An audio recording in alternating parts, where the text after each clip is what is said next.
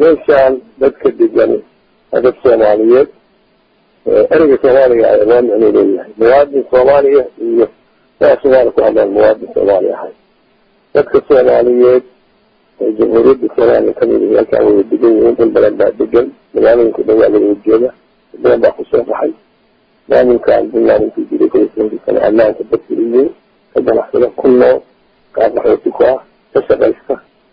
dad kale oo Soomaali ku hadlo reer Soomaali iyo aan ahayn oo kaliya ka shaqeynayana way degan yihiin oo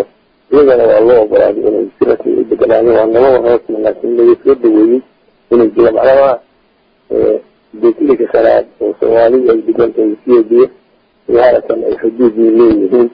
لا كان لغاية كذا لا تقدر كل شيء مثلا على مرين معها ليشان بدك الدجال هذا الصوماليات أنا كصومالي أيضا يعني ليه مواد الصومالية لا صومالي هذا المواد الصومالية هاي بدك الصوماليات الجمهورية الصومالية كمية كانوا يدقون يمكن بلد بعد دجال ملامين كده يعملوا الجنة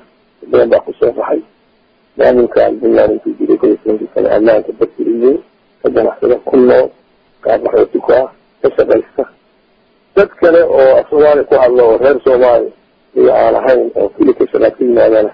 يبدون أو يجنا الله براد إنه يصير يبدأ يعني أنا ما هو لكن اللي يصير دوي إنه يجيب على بكل كشباب سوالي يبدون يصير دي وهذا كان الحدود اللي